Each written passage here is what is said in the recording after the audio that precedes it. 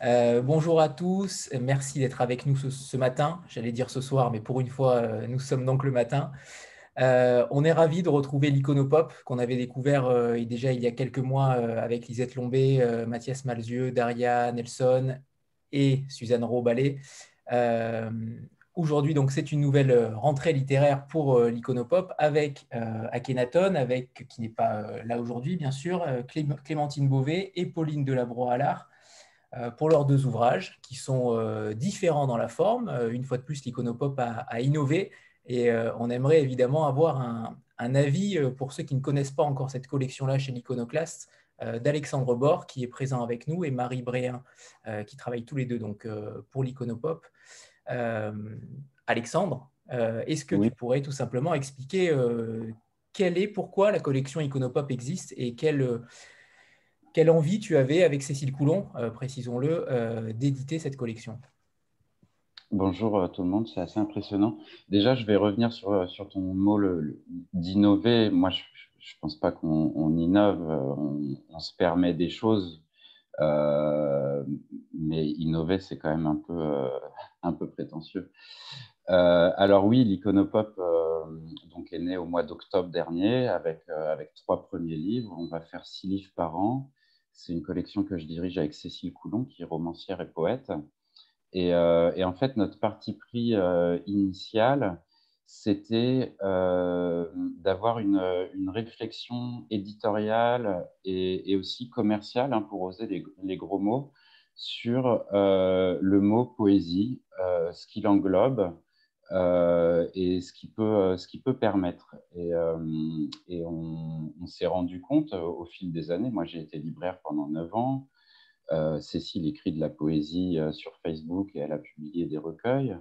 On s'est rendu compte que ce mot-là faisait peur à plein de gens, qu'il y avait plein de personnes qui n'osaient pas s'en approcher à cause de mauvais souvenirs liés à la scolarité, en pensant que c'était un genre littéraire un peu élitiste, ou en tout cas il fallait connaître les subtilités, de décortiquer, compter les pieds, compter les vers, les alexandrins, etc. Et que l'émotion de lecture d'un texte, l'émotion qui est palpable quand on lit par exemple un roman, qui est le genre prédominant en France, était rapidement balayée de la question de la poésie, alors qu'une grande part de la création en poésie est une création basée sur le partage d'émotions et de sensations. Donc, ce qu'on a voulu faire avec l'Iconopop, c'est faire une collection grand public, clairement assumée sur la poésie, en allant explorer différentes facettes de ce que peut être la poésie sans se mettre de limites, sans se mettre de barrières, en essayant de chercher un peu dans des univers très très différents ce qui fait poésie. Et il y a quelques semaines, on me demandait quelle était la ligne éditoriale de l'Iconopop. En fait, je suis incapable de vous dire vraiment la ligne éditoriale de l'Iconopop. C'est juste, Cécile et moi, on cherche à se faire plaisir et à faire plaisir à nos lecteurs. Et on navigue un peu à l'instinct et au coup de cœur. Alors voilà, pour l'instant, on a 6 livres et c'est des livres qui sont tous très très différents les uns des autres, avec des auteurs et des autrices aux univers très très différents. Donc Mathias Malzieu et Daria Nelson qui ont proposé comme ça une sorte de chronique de leur coup de cœur, de leur coup de foudre amoureux, avec des collages, des poèmes, un peu de narration, des échanges de SMS, un livre un peu hybride. Lisette Lombé, qui est slameuse, donc elle qui a avant tout commencé à écrire pour la scène. Suzanne Roballet, qui est comédienne, photographe, poète. Et là, avec les trois nouveaux, Akhenaton, rappeur, Clémentine Beauvais, romancière, et Pauline Delabroix-Allard, primo-romancière, parce que pour l'instant, on n'a pu lire qu'un seul roman de Pauline, mais qui est également photographe. Et voilà, en fait, on va vers des gens dont l'écriture nous plaît. C'est vraiment la base. On est séduit par une écriture, on est touché. Et puis après, on essaye d'imaginer le livre qui va le plus correspondre à cette écriture. Donc, on essaye des choses avec notre maquettiste, Quentin Leeds, qui fait un gros travail aussi, qui est quasiment le troisième éditeur de la collection, si vous voulez, parce qu'on réfléchit beaucoup à l'aspect graphique de nos livres pour qu'ils soient beaux. Dès qu'on les a en main, il faut qu'on ait envie de les lire. Donc, je ne sais pas si j'ai répondu à ta question, mais en tout cas, notre moteur à Cécile et moi, c'est d'une part nous faire plaisir, être touché par ce qu'on lit, être ému et avoir une vraie envie de partage et de démocratisation de ce mot vulgaire, poésie, qui veut tout et rien dire. Je rebondis sur cette démocratisation de la poésie. Justement, c'est en allant chercher des écrivains qui ne sont pas forcément poètes à la base. J'ai l'impression que c'est ça que vous cherchez véritablement. Pour le coup, Clémentine travaillait davantage pour la jeunesse. Pauline était romancière, pure romancière, et qui ensuite est allée vers la jeunesse. Est-ce que c'est ça que vous cherchez pour justement toucher différents publics? C'est véritablement aller chercher des auteurs qui vont aller vers une écriture poétique sans être poète au départ? Et non, c'est bien pour lancer une collection d'avoir avec nous des auteurs qui ont déjà été repérés dans des univers différents parce que ça nous permet d'ouvrir un lectorat assez large. Et effectivement, Clémentine, qui est romancière, on se dit que son lectorat va être curieux de son livre avec nous. Pauline, qui a publié Ça raconte Sarah, on se dit que son lectorat va être curieux. Mais dire d'eux qu'ils ne sont pas poètes, en fait, ça dépend. Par exemple, Akhenaton, ça fait 30 ans qu'il est rappeur. Moi, depuis que j'écoute Ayam et depuis que j'écoute Akhenaton, je le considère comme un poète. Mais qu'est-ce que ça veut dire être poète? Est-ce que c'est passé forcément à la publication papier? Est-ce que c'est ça qui accrédite l'auteur en tant que poète? Par exemple, Pauline, dont on en parlera tout à l'heure avec son livre, elle n'a pas attendu l'iconopop pour écrire de la poésie. Les textes qu'on publie de Pauline ont été écrits en 2017 et en 2019. Mais est-ce que c'est la publication des poèmes de Pauline qui fait d'elle une poète ou est-ce qu'elle était poète avant? Donc moi, je pense que Pauline était déjà poète avant qu'on la sollicite. Et Clémentine Beauvais, on va parler de décomposé. On ne peut pas dire que décomposé soit de la poésie stricto sensu. Hein. C'est plutôt un court roman en vers libre, un peu comme elle avait fait avec Songe à la douceur.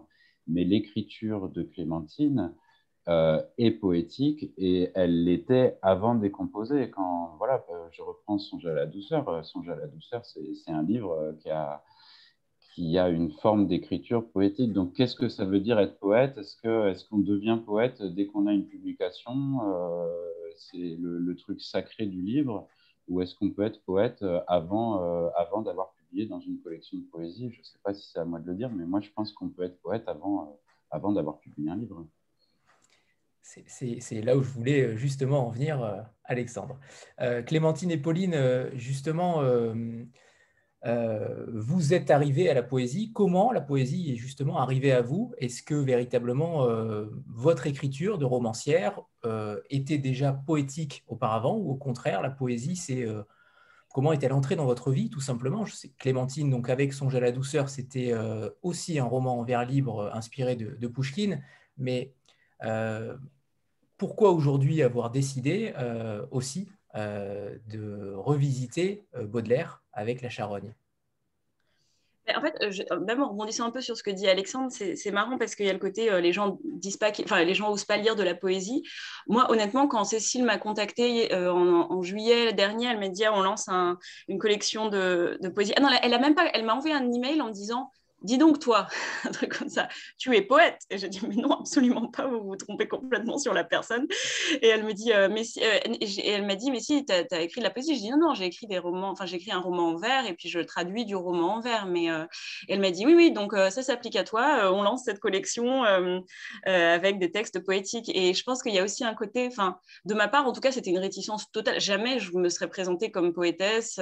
Encore maintenant, en fait, ce livre a aidé à aller au bout d'une démarche en fait que j'assume, enfin, même pas que j'assume pas, et que j'y réfléchissais pas comme une démarche de poétesse, mais maintenant je l'assume un petit peu plus quand même. Mais c'est vrai que c'est même difficile pour les auteurs potentiellement qui écrivent de manière assez évidemment politique d'une certaine manière de s'assumer comme tel, parce que ça paraît un mot tellement grand, poète. Oh, petite puce. Mais en fait, bah, y a eu Songer à la douceur. Et en fait, après, il y a eu aussi un article dans la NRF. J'avais écrit un essai poème.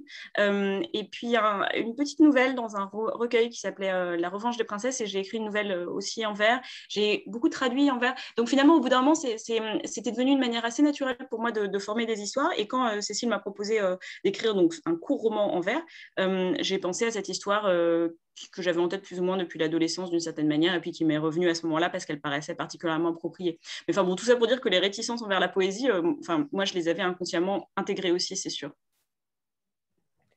Et quant à vous, Pauline? Bah moi, c'est différent. Pour moi, la poésie, j'en ai toujours écrit depuis je sais pas, que j'ai 10-11 ans. Alors, évidemment, ça a évolué avec le temps. Mais j'ai toujours vu ça. Je me suis jamais assumée comme poète. Je me suis jamais dit, voilà, j'aimerais être poétesse ou enfin voilà, c'était pas. Mais en tout cas, ça m'a toujours servi comment dire, de d'exercice de style avant de me plonger dans l'écriture des textes que j'écris par ailleurs, c'est-à-dire plutôt du roman. Donc en fait, là par exemple, typiquement dans le... Non, pardon, hein. On est deux à parler.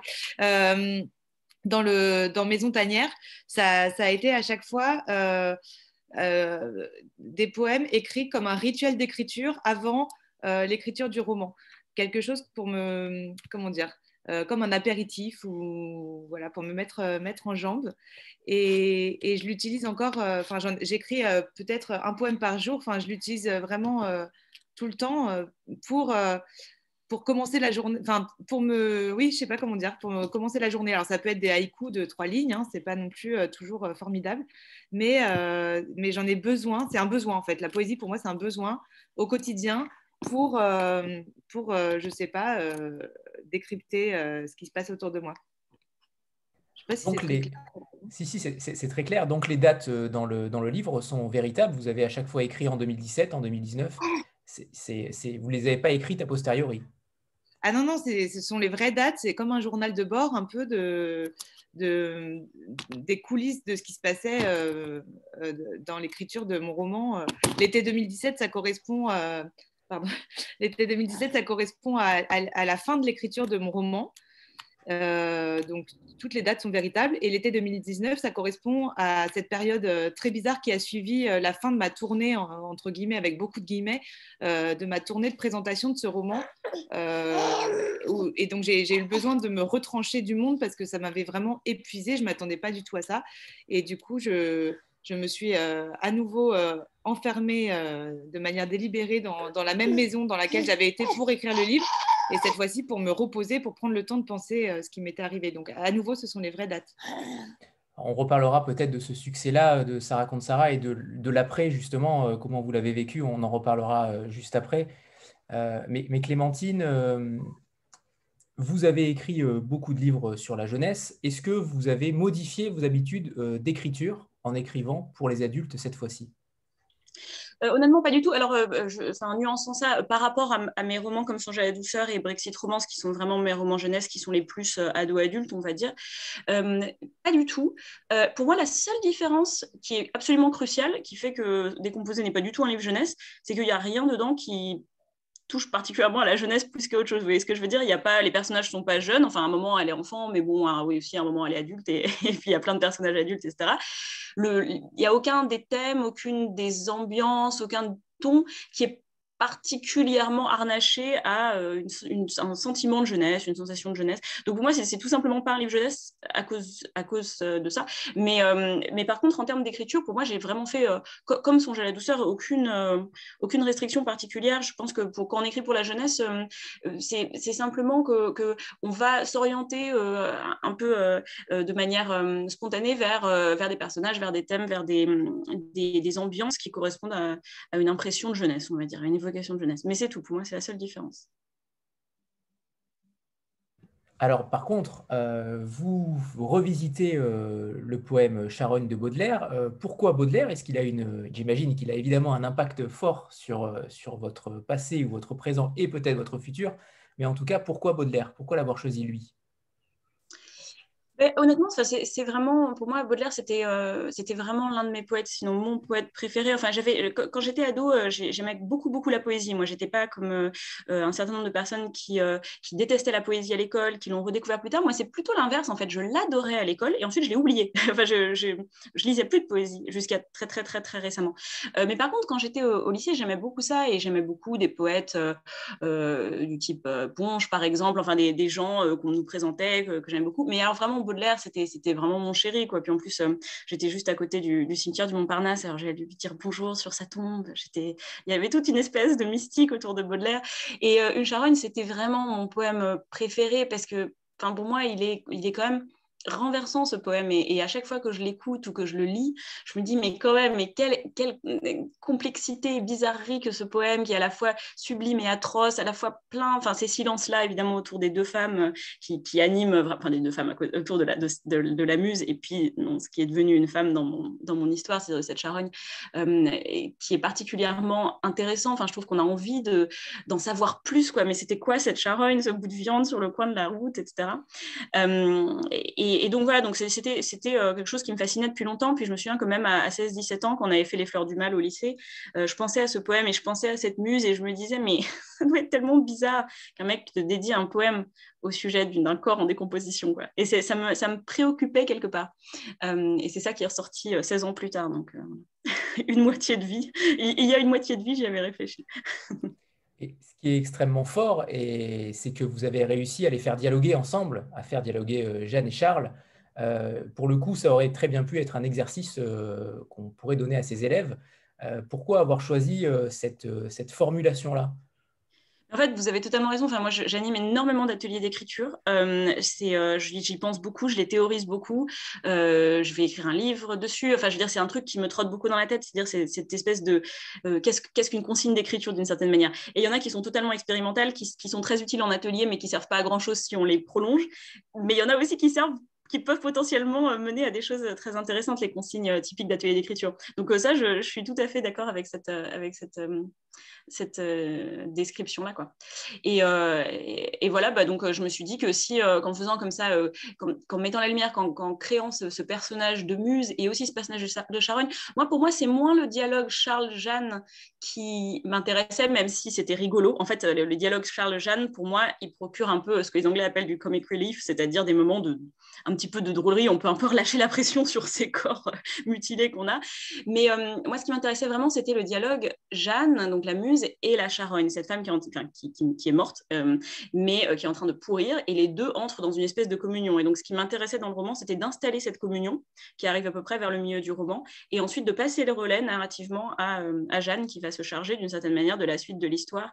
Et c'était ce dialogue-là entre ces deux femmes qui m'intéressait plus poétiquement et aussi politiquement que celui entre Jeanne et Charles, même si c'était rigolo à écrire, et j'en lirai un bout d'ailleurs tout à l'heure. Très bien. Pauline, vous avez signé également les photographies du livre, donc vous êtes également photographe, ça fait de vous une artiste totalement complète. Est-ce que aussi, j'imagine que les photographies ont été prises sur le moment, ça j'en suis peut-être persuadé, je ne sais pas, mais quel est cet amour pour la photographie justement qui vous a permis de mettre en lumière vos textes de manière parallèle? Alors, pour commencer, je ne me dirais pas photographe. Je trouve que c'est un peu pompeux. Mais j'ai une pratique de la photo, pareil, comme la poésie quasi quotidienne. Donc, vraiment, dans ma tête, les deux disciplines sont vraiment associées. parce que en plus maintenant c'est devenu ultra facile avec les téléphones de faire des photos tout le temps, donc je m'en prive pas. J'aime vraiment ça, mais je dirais pas pour autant que je suis photographe. En tout cas, les photos sont prises à chaque fois le vrai jour du poème, effectivement, dans cette maison. Il n'y a rien qui a été refotographié a posteriori. Et l'idée, en fait, Clémentine parlait de contraintes tout à l'heure. Moi, c'est une auto-contrainte que je m'étais donnée à moi-même dans le cadre des 2 étés. Le premier été, il s'agissait de prendre un vinyle, le photographier la pochette dans un endroit de la maison ou du jardin de la maison et écrire le poème dans le temps de l'écoute du vinyle, pas plus.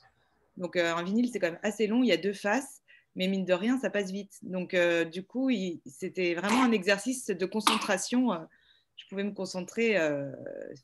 C'était vraiment un exercice de concentration. Donc, il y avait ces 2 aspects-là.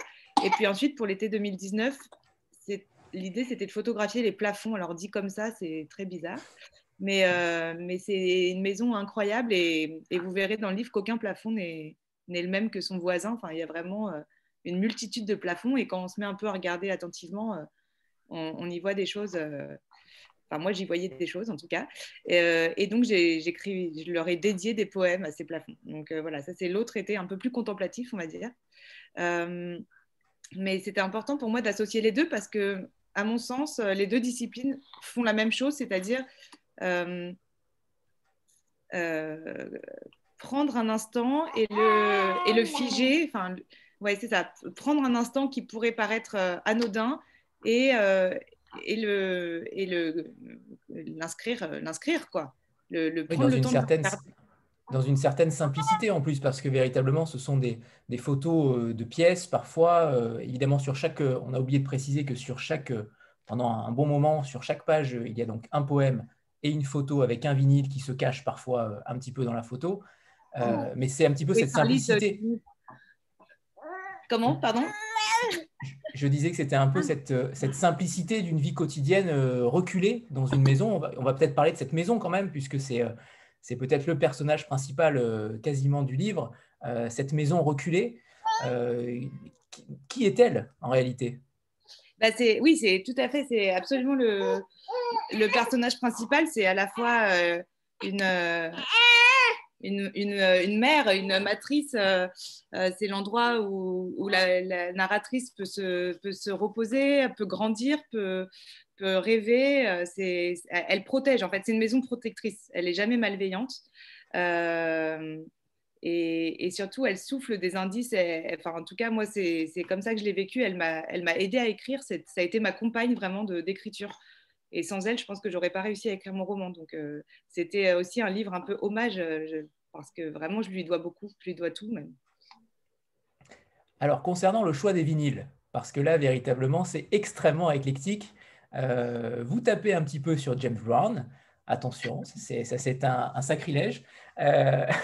Véritablement, comment vous avez choisi ces vinyles? Est-ce qu'ils se sont imposés à vous? Est-ce qu'au contraire, vous les avez choisis par vos goûts principaux? Ou au contraire, c'est véritablement un hasard total? Est-ce que vous êtes parti dans cette maison avec ces vinyles-là? Ou au contraire, vous les avez achetés dans l'endroit où vous étiez? Alors, ni l'un ni l'autre. Cette maison a un propriétaire qui est mon ami et qui est fou de vinyle. Donc, il a une vinylothèque monstrueuse. J'avais jamais vu un truc pareil. Et du coup, c'est ce décor qui m'a donné envie de m'imposer cette contrainte au début parce que j'ai été fascinée par tous ces vinyles, dont plein de musiques que je ne connaissais pas. Et donc, en fait, tous les matins, je me levais et je choisissais un vinyle. Alors, parfois vraiment au pif, c'est-à-dire en me disant, bah, tiens, j'ai jamais écouté ça. Alors, oui, c'est vrai qu'il y a Michel Sardou, il y a des sonates de Bach. Enfin, du coup, je sais pas, je choisissais un peu, aussi un peu, j'avoue, à la tête de la pochette. Parce qu'il y en a qui m'ont fait rire ou qui m'attiraient. Je ne savais pas trop à chaque fois à quoi j'avais affaire. Et d'ailleurs, un des premiers poèmes, je dis, le vinyle est voilé. Donc, c'était raté en quelque sorte. Parce qu'il y en a qui ne fonctionnaient pas. Il y en a qui ne m'ont pas plu. James Brown, je n'ai pas plu. Voilà, bon, je suis désolée. Mais Du coup, j'imagine qu'il y a d'autres poèmes ou d'autres photos que vous avez déjà faites qui sont potentiellement là pour un tome 2. Euh, bah, plus avec les vinyles. Plus avec les vinyles, d'accord. Non, Tout est là. tout est là. Ok. Mm. Euh, J'aimerais savoir véritablement comment vous avez vécu ce succès-là après Ça raconte Sarah. Vous le dites dans le livre à un moment donné que ça vous a épuisé et que vous préfériez peut-être le silence du monde. Pourquoi avoir voulu est-ce que c'est nécessaire de se reculer à un moment donné quand on est trop pris par notre société, de se reculer si on le peut, bien sûr, mais est-ce que c'est une nécessité pour vous? Bah, pour moi, oui, mais je suis complètement névrotique, donc je ne sais pas si c'est c'est une réponse hyper perso. Moi, oui, moi, je suis une espèce d'ours. Je n'ai pas l'air comme ça, mais j'ai vraiment besoin de ma tanière, j'ai besoin de refuge, j'ai besoin d'être coupée du monde. Et en même temps, je suis très attirée par les autres, les réseaux. Je suis très présente sur les réseaux sociaux. Quasi quotidiennement. Enfin, c'est quelque chose que j'aime beaucoup en même temps, mais j'ai besoin de grandes coupures comme ça, hyper solitaires, et de me couper aussi même de mes plus proches, c'est-à-dire de ma famille, enfin, d'être vraiment seule, laisser mes enfants. Enfin, voilà, c'est... Mais bon, je sais que c'est un peu particulier et que voilà, mes amis ne comprennent pas forcément, par exemple. J'assume. Ok. Clémentine, est-ce qu'on pourrait peut-être avoir un premier extrait pour donner envie tout simplement à ceux qui ne l'auraient pas encore lu de décomposer? Ben oui, avec plaisir.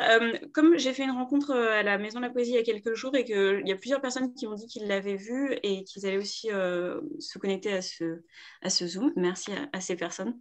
Du coup, j'ai choisi des extraits différents parce que je me disais comme ça Parfait. pour les remercier de leur diligence, gentillesse.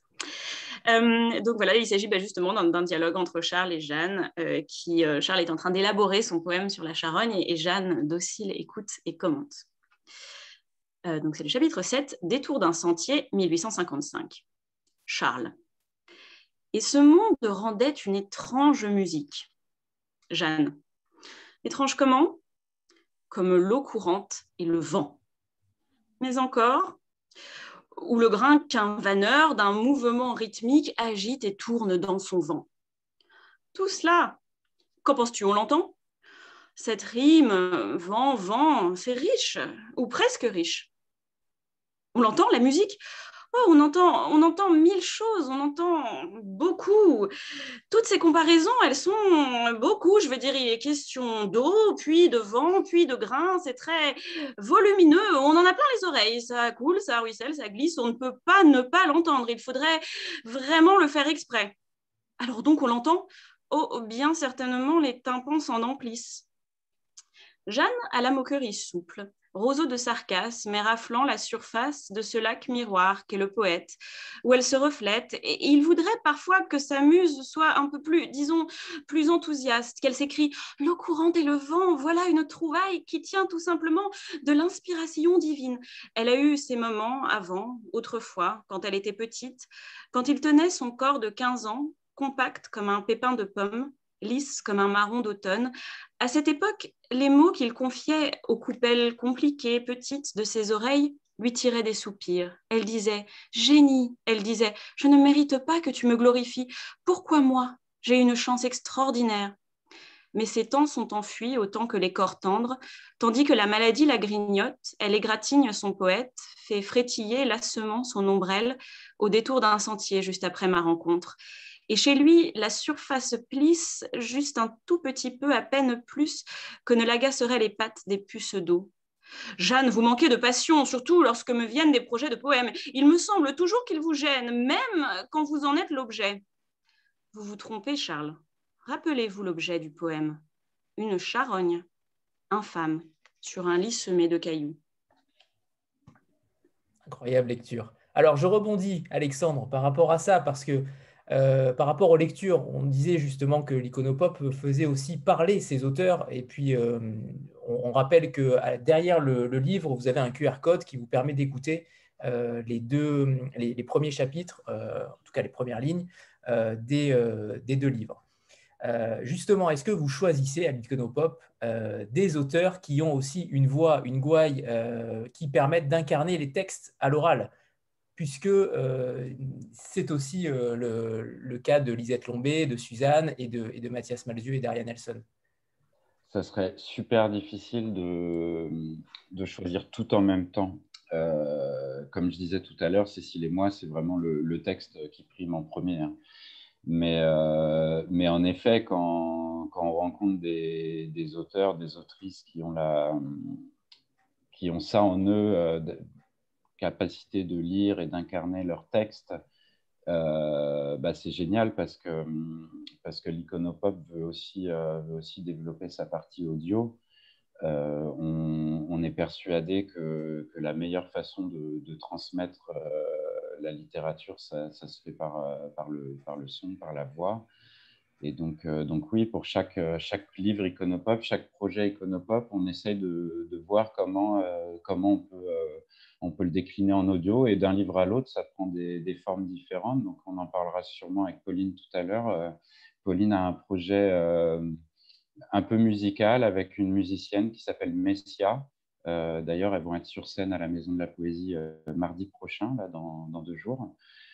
Voilà, Clémentine, on a joué un peu tous les deux parce qu'on a enregistré deux extraits du livre, dont un où j'ai joué Charles dans un dialogue.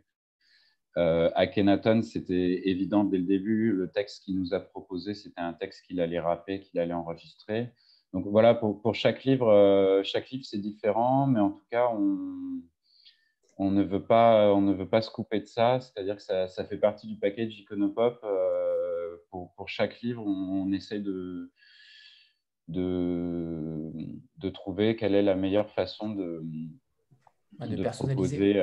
proposer une version un peu audio. Et pour moi, le livre de Clémentine, par exemple, j'aimerais pousser le truc encore plus haut.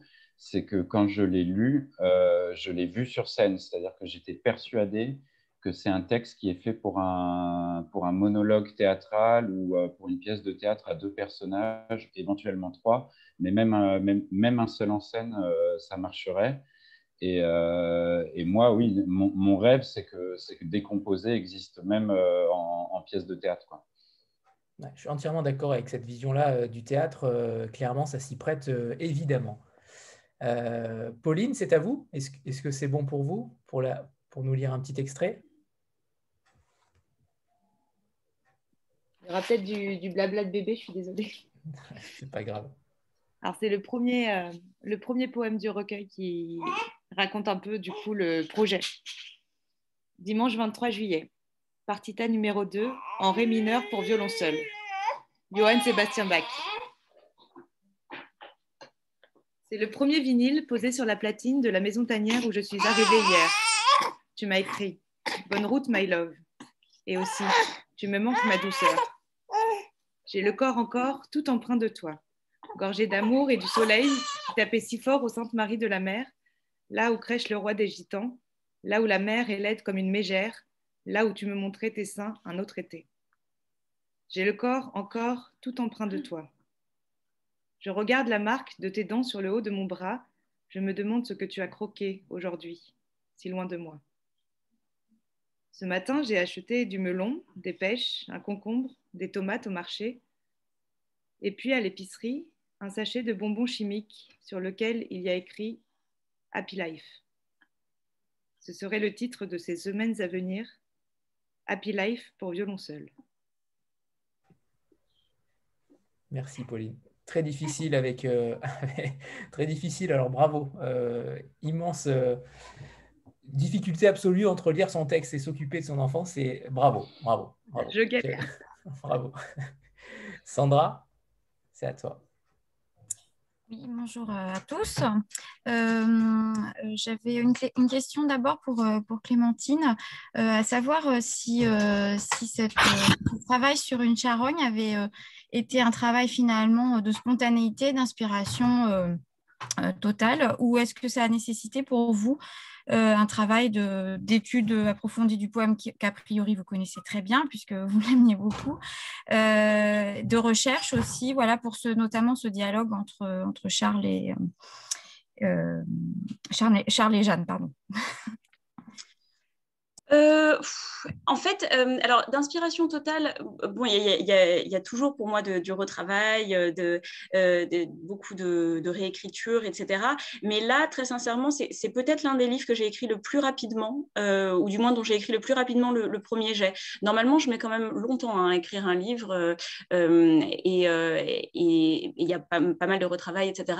Là, cette fois, alors peut-être parce qu'il, d'une part, il était court, et j'avais l'arc narratif très clairement en tête, en plus. Donc, d'une certaine manière, même si c'est vraiment un roman avec une évolution narrative, etc., je savais ce qui allait se passer à tous les moments. Et j'ai eu une impression quand même de glissement ou de facilité qui n'est pas toujours le cas, loin de là, quand j'écris. Donc, ça s'est fait assez rapidement.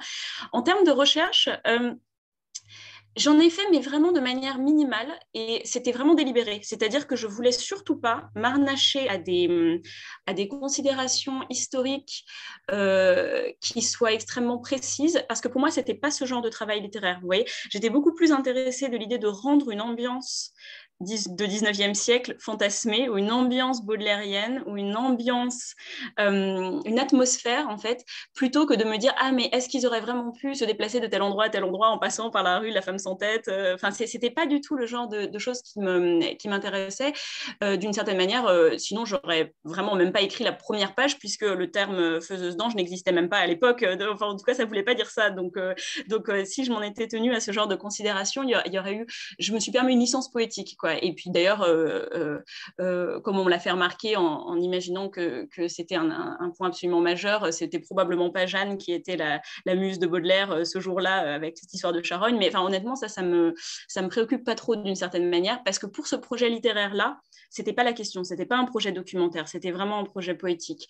Après, ce qui m'intéressait beaucoup, c'était de rendre une atmosphère telle qu'on puisse croire à tout ça. Et c'est toujours un peu ça l'écriture, hein, c'est de créer une atmosphère, de créer un cadre dans lequel tout sonne juste. Et c'était vraiment à ça que j'aspirais. Donc j'espère que c'est ça qui s'est passé, plutôt que la précision documentaire. Naomi? Bonjour à tous, je ne sais pas si vous m'entendez. C'est bon. Ok. Bonjour Clémentine et bonjour Pauline. J'avais une question pour chacune d'entre vous. Je commencerai peut-être par Clémentine. Donc, ma question porte toujours sur les influences de Baudelaire, c'est-à-dire que dans votre recueil ou dans votre roman en vers, vous partez sur une variation à partir de la charogne. Néanmoins, je souhaiterais savoir s'il y avait d'autres poèmes qui vous avaient influencé, parce qu'il me semble qu'on peut découvrir d'autres cas d'intertextualité, notamment avec la chevelure, puisque lorsque vous utilisez l'italique, parfois vous reprenez des vers d'autres poèmes. Donc, j'aimerais savoir quels sont les poèmes de Baudelaire qui vous habitent particulièrement et qui ont eu une influence plus ou moins directe, plus ou moins consciente sur l'élaboration de ce roman-poème. Et la deuxième question pour Pauline, je fais les deux comme ça. Oui, bien sûr, bien sûr.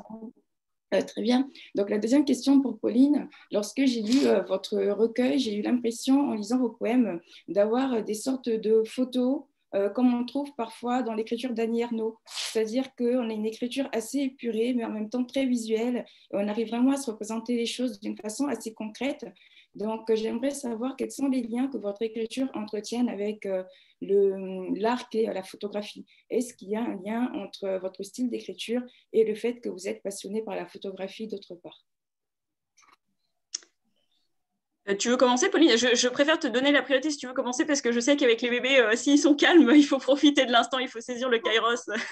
Elle est pas calme du tout. D'accord, ok, bah alors je commence.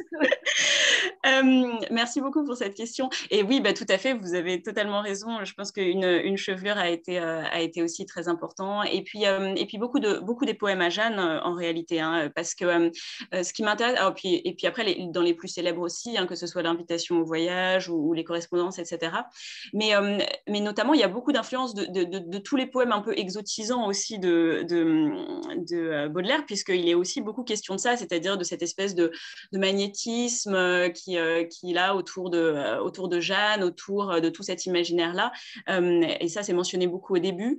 Et puis après, il y a tout un tas d'influences qui ne sont pas forcément d'ailleurs seulement baudelairiennes, mais des gens autour, des gens qu'il admirait, des gens comme Edgar Poe, par exemple, qui pour moi est quand même une influence assez importante dans le roman aussi, même si c'est plus caché, des gens comme Stevenson, enfin du moins Dr. Jekyll et Mr. Hyde, enfin tout un tas d'influences 19e qui se réfèrent aussi au gothique, qui se réfèrent à des genres, enfin du roman noir de l'époque qui se passe de manière, enfin dans les rues des villes de l'époque, etc. Et puis de manière assez peu surprenante, en fait, c'était des gens aussi que souvent Baudelaire admirait, même traduisait parfois de manière un peu erratique, mais il les traduisait quand même. Donc il y a un peu tout ça qui s'est mêlé là-dedans. Mais oui, vous avez tout à fait identifié certains des vers de la chevelure qui sont dedans. J'ai pioché un peu par-ci par-là dans les différents poèmes quand ça m'était utile pour mon propos. Moi déjà, merci pour cette question, parce que ça me fait très plaisir d'être associée à Annie Ernaux, qui est une autrice que j'adore et je ne m'en cache pas. Et elle a fait notamment ce livre, je ne sais pas si vous voyez, L'usage de la photo, que j'aime beaucoup et qui n'est pas son plus connu, avec Marc Marie, qui a été son amant. Et en fait, dedans, alors là, bon, ça va être compliqué de vous montrer, mais donc il y a aussi des photos. Il y a des textes et des photos. Et alors, c'est pas du tout des poèmes, mais je pense qu'effectivement, ça a pu éventuellement m'influencer voilà, dans ce que moi j'ai fait. Après, je vous dis, j'ai toujours tenu un journal photographique. Je suis complètement, comme je disais, névrotique. Donc, ça fait 10 ans que chaque jour, j'écris un journal papier intime, voilà, que je fais des photos et que j'écris un petit poème. Donc, il y a quand même de la matière. Donc, c'est comme, je sais pas, pour moi, c'est comme prendre sa douche, quoi. Faire des photos, c'est un truc, je ne peux pas passer une journée sans le faire. C'est quasi impossible. Et quand je ne le fais pas, je ne me sens pas très bien après. Voilà. Martine? Bonjour à tous. J'avais une question pour Clémentine. Dans Décomposé, vous jouez avec la composition des pages, avec des phrases en décalé, des espaces supplémentaires entre les mots. Et c'est quelque chose que vous aviez déjà fait avec Songe à la douceur, notamment en faisant des calligrammes à la Baudelaire, lapsus révélateur, à la Apollinaire. Et je voulais que vous nous parliez de cette partie de votre travail de la composition de la page et quel effet vous souhaitez provoquer chez votre lecteur par ce biais-là. Merci. Oui, merci pour cette question. Alors, c'est vrai que c'était dès le début, quand j'ai commencé à écrire en vers, ça m'est venu spontanément de faire ça, de faire cette espèce d'éclatement. Au début, de manière un peu anarchique, et puis finalement, j'ai fini par... Pour moi, il y a une espèce de logique interne quand même qui s'est développée au fil des années et au fil des écritures, parce qu'il y a eu Songe à la douceur, et ensuite, il y a eu encore, donc je mentionnais tout à l'heure, un essai, et puis une petite nouvelle, et puis maintenant Décomposé.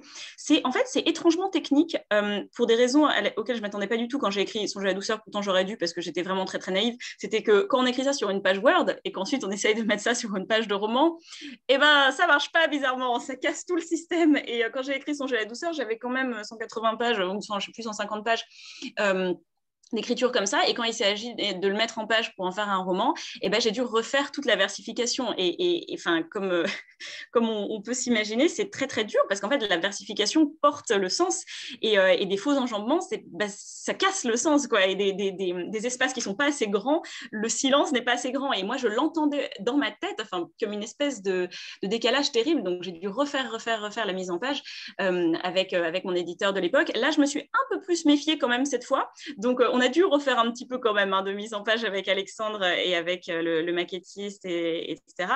Mais on a quand même, enfin, j'avais déjà un peu prévu le coup en prévoyant des espacements qui seraient relativement plus facilement insérables dans un roman de cette taille. Pour moi, c'est très important. Je vais montrer quand même ce que vous voulez dire, parce que c'est vrai que quand on regarde les pages comme ça, on voit que voilà, c'est pas forcément des vers qui sont alignés à gauche, loin de là. Il y a beaucoup de phrases qui flottent au milieu, il y a des mots qui sont séparés, il y a des italiques, il y en a qui sont tout au bord là-bas. Enfin, et pour moi, c'est parce que, en fait, moi, je suis très visuelle et c'est vrai que dans mes lectures, et tout à l'heure, on parlait des voix, etc., moi, ça ne me vient pas naturellement de lire à voix haute mes textes. Je le fais, là, je l'ai fait, et puis je m'entraîne à le faire, notamment pour les besoins de ce bouquin. Mais il y a une espèce de... Enfin, j'ai une espèce d'approche très visuelle de ma poésie, entre guillemets, dans le sens où, pour moi, par exemple, s'il y a un espace entre deux mots, ça va ouvrir... soit un silence, soit une hésitation, soit une espèce de saut sémantique, par exemple, ou une espèce de saut métaphorique. Il va se passer un truc dans cet espace qui fait que quand on le lit, notre cerveau, presque inconsciemment, va résoudre l'ellipse, va tenter de remplir ce vide-là. Et ça, je trouve ça très intéressant parce que ça veut dire qu'on peut dire des choses sans les dire. C'est vraiment, enfin, c'est une forme d'ellipse qu'on pourrait avoir d'autres manières, hein, dans un roman, etc. Et là, pour moi, c'est vraiment un procédé poétique qui m'intéresse beaucoup. C'est comment est-ce qu'on peut faire usage justement de cet espace de la page pour créer du sens.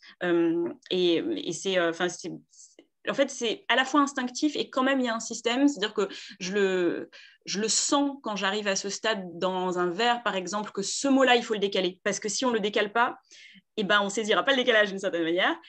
Et est-ce que je le décale tout au bout? Est-ce que je le décale un tout petit peu avec juste une tabulation qui fait une espèce d'hésitation? On peut même se demander est-ce qu'il y a une erreur, est-ce qu'il y a une coquille? Enfin, toutes ces choses-là, je vais le faire un petit peu au feeling.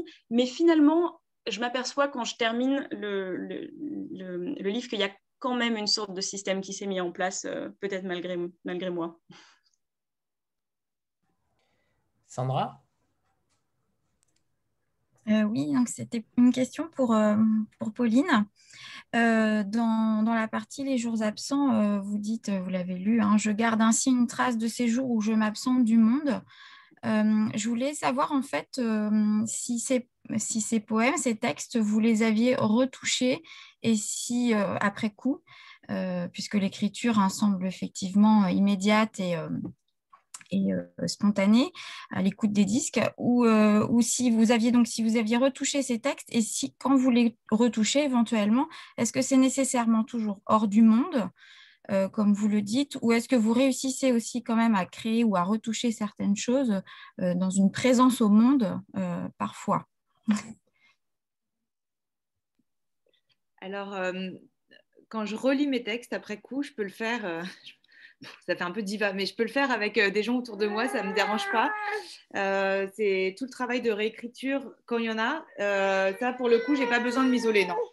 Mais ces textes-là de ces recueils de poèmes, donc je vous dis, c'était mon premier geste du matin. Après, dans la journée, je faisais mes trucs et j'écrivais mon roman. Et le soir, avant d'aller me coucher, je relisais ce que j'avais écrit le matin. Parfois en réécoutant le disque, et là je retravaillais parce qu'il y a quand même des choses qui viennent pas c'est pas que du premier jet, il y a du retravail notamment sur la langue, sur les sonorités beaucoup, qui ça me venait plutôt le soir dans un second temps.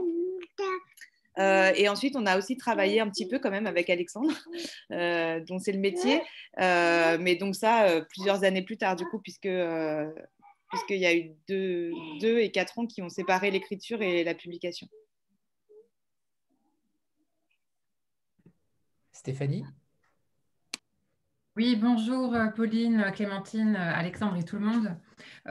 Moi, ce que je voulais savoir, c'est si quand vous écrivez de la poésie, vous avez envie d'y mettre quelque chose de plus, c'est-à-dire peut-être un message engagé, c'est-à-dire est-ce que la poésie, c'est aussi un engagement? Est-ce que c'est un espace pour délivrer une parole qui donne en fait voilà, un message particulier, ou bien est-ce que ça doit être purement contemplatif et est-ce que vous avez senti la différence justement par rapport à d'autres genres voilà, est-ce qu'il y a une différence sur l'engagement par rapport au genre de la poésie?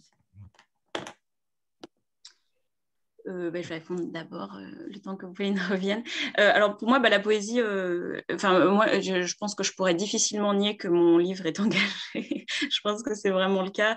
C'est vrai qu'évidemment, il y a une portée, du moins, il y a une dimension politique qui est non négligeable, mais sincèrement, la dimension politique, elle est là rien que dans le fait de donner la voix à une femme qui existe dans un poème qui a été écrit par un homme au XIXe siècle. Vous voyez ce que je veux dire? C'est-à-dire qu'il y a certaines décisions narratives qui sont de l'ordre de l'engagement, même avant qu'on en parle. Vous voyez, même avant qu'il y ait le contenu dedans. Mais pour moi, c'est pas ni propre à la poésie, ni obligatoire en poésie. Je ne suis pas convaincue du tout. Enfin, il y a plein de poèmes pour moi dont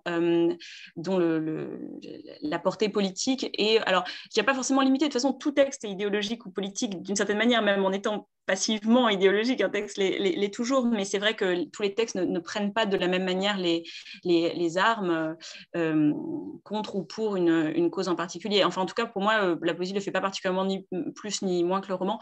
Après, moi, c'est vrai que mes romans, ils ont très souvent un aspect engagé. Après, ce que je résisterais quand même, c'est le terme de message qui me rend toujours un peu... je suis toujours un peu inconfortable avec ce terme, en fait. Je trouve que le terme message, ça donne l'impression qu'on pourrait avoir un livre et ensuite on le décrypte et d'une certaine manière on peut paraphraser le message. Il y a un message paraphrasable. Or, je pense que vraiment en littérature, c'est par définition pas le cas, c'est-à-dire que ça ne devrait pas être le cas, c'est-à-dire que même un roman qu'on pourrait dire évidemment engagé, etc., je ne vais pas pouvoir en extraire un message qui serait catégorique, qui serait transparent, qui serait entièrement paraphrasable. Ce qui est plutôt intéressant, c'est que le roman va lever des questionnements, des pistes, etc., et les lecteurs et lectrices différentes vont le recevoir comme étant porteur de sens politique, mais sans faire aussi leur propre idée. Pour moi, quand on demande à un auteur quel message avait voulu faire passer dans ce texte, d'une certaine manière, le message que l'auteur va s'échiner à dire est déjà en dehors du texte. Il n'était jamais dans le texte, finalement. Ça, c'est un autre texte que l'auteur va créer dans un contexte d'interview en disant « Ah bah, mon message, c'était ceci, ceci, cela ». Mais ce n'est pas le texte, vous voyez, c'est vraiment du hors-texte. Donc pour moi, je n'ai pas voulu faire passer un message, mais certainement, il y a un positionnement narratif qui est par nature politique. Il y a des thèmes qui sont évidemment éminemment politiques, comme celui de l'avortement, par exemple, qui est très présent dans le texte, et puis la violence, des violences faites aux femmes, etc. Mais je résisterai à l'idée qu'il y a un message en particulier à extraire, si vous voyez ce que je veux dire. Hyper intéressant cette réponse, Clémentine. Moi, pour répondre à la question de Stéphanie, ma poésie, c'est purement contemplatif. Alors, il n'y a pas du tout de... vraiment, il n'y a aucune politique, aucun engagement, à part celui de complètement hédoniste, de profiter de chaque jour, de profiter du moment que la vie nous offre. Voilà. Donc, c'est vraiment un recueil sur, au contraire, les petites joies quotidiennes, le petit rayon de soleil qui chauffe le cœur en plus de la pièce, voilà, ce genre de choses. Donc, c'est très contemplatif, très mélancolique, et les photos aussi, je crois. Je me permets, Pauline, mais il n'y a pas quand même un message politique du recul sur la société, quand même d'essayer de sortir de ce marasme un petit peu qui nous prend au quotidien? C'était juste ma prescience de la pandémie mondiale et du confinement, en fait, c'est tout. Non, vraiment pas. Enfin, parce que je sais que c'est tout à fait personnel, moi, ce désir et ce besoin que j'ai de me retrancher du monde. Donc, je n'ai pas envie du tout d'en faire un manifeste. Enfin, vraiment, ça, c'est moi, j'aime ça. C'est quelque chose qui m'est nécessaire. Après, voilà, j'invite pas spécialement mes lecteurs et lectrices à aller s'isoler dans leur tanière. Alors, pas forcément un message, mais en tout cas, je pense que ça a fait réfléchir pour ceux qui l'ont lu. Je pense. Je lis le chat en même temps, pardon. Oui, pardon, non, mais pardon. c'est vrai. Non, mais par exemple, il y a des livres que j'adore. Je lis le terme encabané et ça me fait penser à ce livre de Marielle Massé, Cabane, enfin voilà, que moi c'est un de mes livres préférés. Bon voilà, mais ce que je veux dire, c'est que c'est pas, enfin moi voilà, j'aimerais bien pouvoir vous dire oui, c'est politique et tout ça, mais pas du tout. Est-ce qu'on pourrait avoir peut-être un second extrait, Clémentine et Pauline? Je peux Oui. juste me permettre de compléter la réponse sur poésie et politique.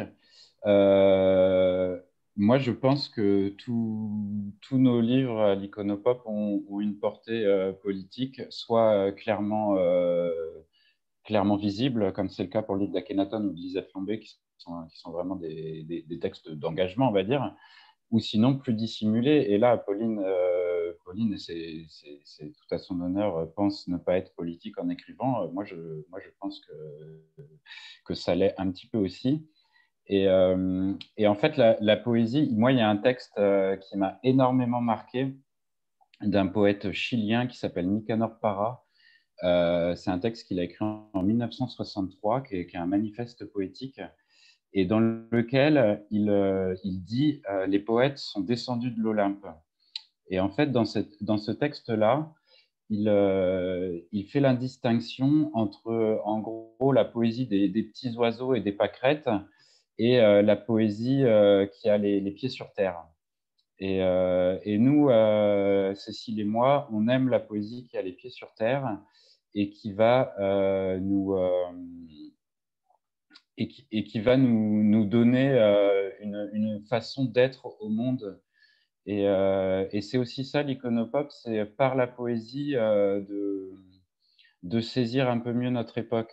Et même si le livre de Clémentine se passe au 19e siècle, il est ultra contemporain. Et je crois que la poésie peut avoir ce rôle-là, assumé ou dissimulé, de nous parler de notre monde, de notre société, de ce qu'on vit. Et rien que faire ça, tout simplement, c'est politique. S'il y a des curieux, je vous mets le lien d'une lecture qu'on avait faite du manifeste de Nicanor Parra aux Trois Baudets avec Mathias Malzieu, avec Cécile Coulon, avec Antoine Mouton. C'est une lecture qu'on avait faite il y a 1 an et demi à peu près. Et oui, moi, je vous dis, oui, publier de la poésie, ça peut être politique.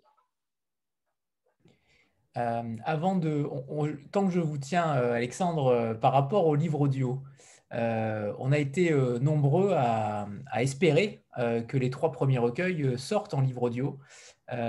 Où ça en est? Est-ce que véritablement il y a des projets qui vont peut-être voir le jour, et notamment pour Lisette Lombé, avec le texte qui s'y porte évidemment grandement? Ouais, c'est une grande question, ça. C'est une très, très grande question. Alors, on a eu la chance pour le livre de Mathias et Daria d'avoir une version audio parce que, en fait, le livre audio, en règle générale, ça se passe comme pour le livre de poche, si vous voulez. C'est-à-dire que l'éditeur publie un livre et il y a des éditeurs de livres audio. Je vais essayer d'être synthétique. Il y a des éditeurs de livres audio qui sont Lizzy, Audiolib, Écoutez Lire, qui achètent les droits sur un livre pour en faire la version audio. Parfois, c'est enregistré par les auteurs, parfois, c'est enregistré par des comédiens. Et nous, on a eu la chance avec le livre de Mathias et Daria que les éditions Lizzy s'intéressent au projet et nous proposent de développer la version audio. Ça n'a pas été le cas pour les livres de Suzanne et de Lisette. Et moi, je rêve que tous les livres de l'Iconopop existent en audio. Et en fait, on réfléchit en ce moment à la meilleure manière de le faire. C'est-à-dire qu'un livre audio, là, nous, pour l'instant, on met des extraits sur SoundCloud, mais c'est des extraits qui sont enregistrés avec les moyens du bord. Hein. On les enregistre au bureau. On n'a pas un studio avec une isolation sonique. Moi, je suis pas ingénieur du son, donc je bidouille un peu sur la bande son pour effacer des bruits parasites, mais le son il n'est pas nickel. Donc on réfléchit à la meilleure manière d'être autonome en enregistrement pour pouvoir faire des livres audio sur la collection, ou bien d'avoir un partenaire qui s'engagerait avec nous à faire tous nos livres en audio. Mais c'est en cours de réflexion, c'est assez long, mais à terme, on aimerait que tous les iconopop existent en livre audio. Super, on a hâte. Avant de passer peut-être à la lecture de l'extrait, on a pour habitude de faire une petite photo de groupe. Donc j'en profite pour avoir tout le monde. Voilà, oui, tout le monde se recoiffe, évidemment. Léna, je t'ai vu. 3, 2, 1.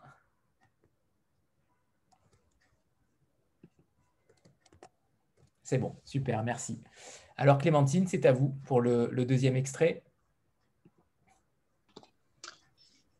D'accord, c'est un extrait qui arrive vers la fin. Je dois prévenir les personnes qui seraient sensibles à ce thème qu'il est question d'avortement dans ce texte.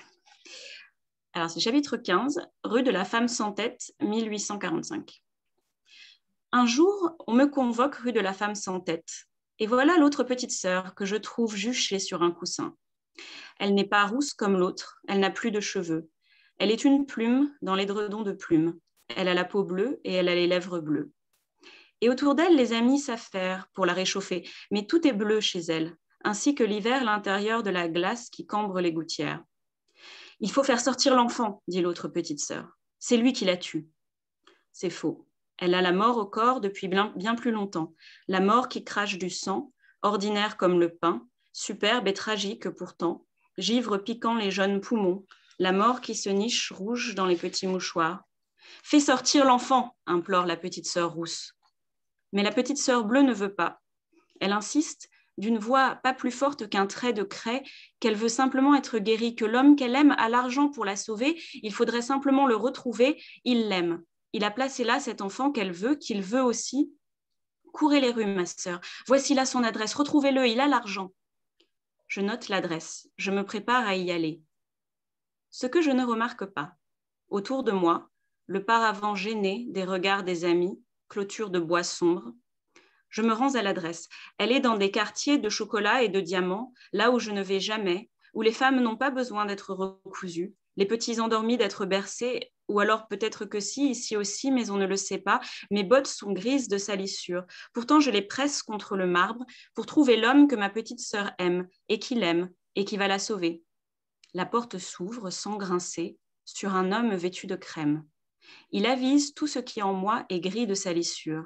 Il dit « Madame », comme il dirait « mon stress ».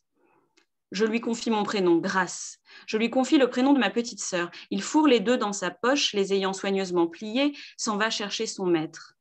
Il revient. « Monsieur n'est pas en mesure de vous recevoir. » Je lui explique. « La petite sœur a besoin de... » « Monsieur, dit-il, n'est pas en mesure... » « Mais la petite sœur, veuillez partir, dit-il. » Et il fait signe à la porte de se refermer sur moi.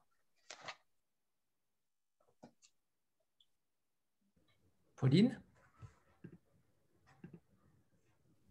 J'arrive, mais ça va être Ah oui, compliqué. ah oui, j'avais pas vu. Autant pour moi. Alors, Naomi, en attendant, alors.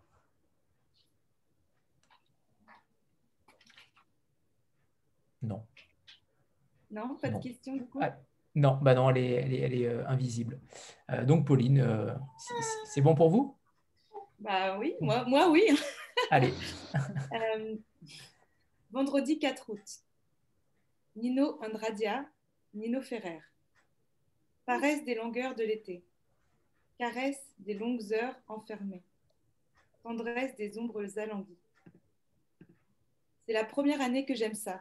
La lumière assassine, la brise brûlante, la route des crêtes en décapotable rouge, les belles personnes dans un château avec piscine, le rosé qui coule à flot, les corps glorieux, la nuit venue, l'indolence, l'insolence, comme au cinéma ou dans un roman de Françoise Sagan. Quand j'arrive, enivrée de la vie en technicolore dans le jardin pudique de la maison tanière, accueillie comme une vedette par les miaulements naïfs des chattes ordinaires, me saute au nez le parfum un peu fétide, un peu modeste, des fruits tombés des arbres rôtis au soleil couillon. Là-haut, le grenier au bois bavard et vermoulu, tanière, et là, les draps râpeux, les livres habituels, la table imbécile, maison.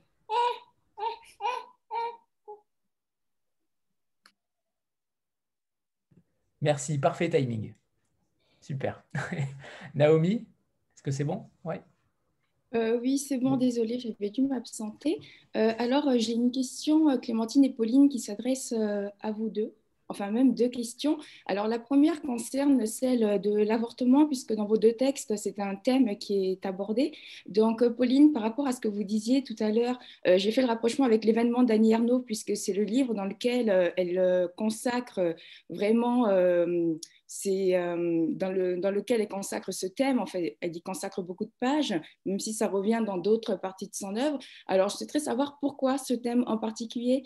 Est-ce que vous estimez que c'est un thème qui peut-être n'est pas suffisamment abordé dans la littérature contemporaine, ou est-ce que c'est venu d'un appel ou d'une nécessité? Enfin, je présume que ça vient d'une nécessité puisque l'écriture découle toujours plus ou moins d'un désir qu'on ne contrôle pas forcément. Donc, j'aimerais savoir pourquoi ce choix, d'autant plus que Clémentine, dans votre roman en vers, c'est vraiment dans les premiers vers que ce thème est abordé, même s'il est abordé par un prisme métaphorique avec des périphrases ou des métaphores. On voit très bien de quoi il est référence d'entrée de jeu et ça met le lecteur dans une certaine posture que je ne qualifierais pas d'inconfortable, mais en tout cas, il est amené à se questionner, à s'interroger, à se poser beaucoup de questions. Et par rapport à ça, la sage-femme est désignée par la périphrase faiseuse d'ange, me semble-t-il. Donc l'ange qui renvoie aussi d'une certaine manière à l'innocence, mais également à l'enfance. Et dans vos deux recueils, Pauline et Clémentine, il y a un retour à l'enfance, il y a la présence de l'enfant qui est très marquée. Donc j'aimerais savoir pourquoi cette présence. Est-ce que finalement, pour écrire en tant qu'adulte, il faudrait d'une certaine façon retrouver la naïveté, le regard innocent qu'un enfant aurait s'il avait écrit? Et question subsidiaire pour prolonger celle-là, dans le peintre de la vie moderne, Baudelaire affirmait que le génie n'est que l'enfance retrouvée à volonté. Donc que pensez-vous de cette assertion? Vous avez 2 heures, hein? Bon, Pauline, si tu penses que c'est un bon moment, je te laisse la primeur du moment, que je veux pas. Parce qu'en fait, il se trouve que, et ça répond en partie à votre question, Naomi, peut-être, je résiste toujours les lectures biographiques, mais je peux difficilement répondre à cette question sans mentionner que j'étais vraiment très, très enceinte quand j'ai écrit le livre. Et ensuite, et que je venais d'accoucher quand j'ai écrit la fin. Donc, j'ai écrit la moitié à peut-être 8 mois de grossesse et la fin 1 mois après avoir donné naissance. Ce qui n'est peut-être pas complètement un hasard, même si j'ai un peu du mal à le théoriser différemment. Il est beaucoup question d'avortement et honnêtement, quand je réfléchissais à quel pouvait être le destin de cette femme du 19e, la charogne, donc cette grâce, la reine des grâces, comme il dit dans le poème, j'ai pensé tout de suite, très vite, à 2 choses, prostituée, avorteuse. Alors ça paraît très bizarre que ça soit apparu aussi clairement, mais je pense que dès le début, je m'orientais en fait vers un destin de femme qui était... et peut-être parce que le poème La Charogne parle de la sublimité de l'horreur, en fait, dans cette veine-là. C'est-à-dire, qu'est-ce qui pouvait lui être arrivé pour qu'elle ait eu une agonie aussi sublime ou sublimée, du moins, et sur lequel moi aussi je pouvais m'appuyer pour lui décrire une vie qui était également dans les tréfonds à la fois de l'horreur et aussi de le sublimer par la poésie. Donc il y a eu cette idée de prostitution, d'avortement, mais en fait ce qui m'a très vite intéressée, c'était le motif de l'aiguille. Et le motif de l'aiguille, il est très présent dans le texte. On commence avec quelqu'un qui en fait est couturière, enfin du moins qui apprend à coudre parce que c'est ce que les filles font, et qui va ensuite suivre l'aiguille d'une certaine manière de tout son chemin de vie.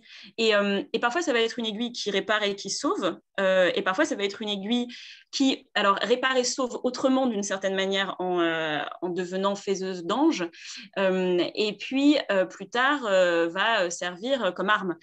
C'était vraiment ce motif-là qui m'intéressait le plus, et littéralement, de fil en aiguille, va mener à un destin de plus en plus profond dans la noirceur de ce 19e siècle où les femmes n'ont pour seule arme que celle qu'on leur donne. Et dès le début, les garçons ont les canifs, les couteaux, etc. Et elle, on lui donne seulement une aiguille.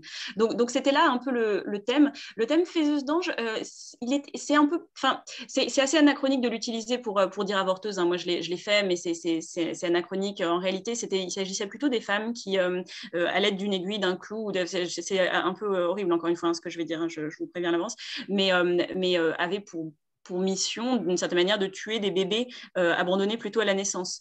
Et c'était plutôt comme ça que ça, c'était moins de l'avortement d'une certaine manière que ça. Et après, dans le thème dans ma description de l'avortement, ce qui m'intéressait, c'était vraiment de générer cet inconfort. Donc, j'étais d'une certaine manière bizarrement heureuse de vous l'entendre dire, parce que voilà, ce qui m'intéressait, c'était de générer un malaise. C'est-à-dire qu'on a cette femme qui pratique des avortements, absolument, sur ses amis qui étaient comme des sœurs, sur ses sœurs, etc. Mais évidemment, elle ne le fait pas de gaieté de cœur. Et non seulement ça, mais en plus, derrière ces avortements, il y a un perpétrateur, il y a des perpétrateurs qui sont, comme je l'ai lu dans le texte qui est là, des hommes qui esquivent complètement leurs responsabilités dans ces affaires-là. Et ça m'intéressait d'avoir toujours ça en tête en même temps. Grace, elle a une hypersensibilité au monde, mais d'autant plus maintenant qu'elle est morte charogne par terre en décomposition. Donc elle répond, elle est en correspondance avec vraiment énormément d'âmes, de vies, etc., y compris les vies et les âmes de ces petits êtres qu'elle appelle des bulles, des anges, etc., etc. Et ça, je ne voulais pas du tout l'esquiver. Pour moi, ça fait vraiment partie de son personnage. C'est vraiment un personnage qui ressent tout ça et qui mène un projet qui est à la fois politique, à la fois empathique, à la fois sororal, à la fois politique. Il y a tout ça à la fois et ça génère de l'inconfort, j'espère. Et donc, je suis bien contente que ce soit le cas. Alors moi, pour répondre à la question de Naomi, oui, il y a une grande part d'enfance dans le recueil, mais parce que pour moi, la poésie, c'est une manière de plonger en soi-même et d'aller chercher des choses qu'on a oubliées. C'est de les faire remonter à la surface, en fait, en quelque sorte.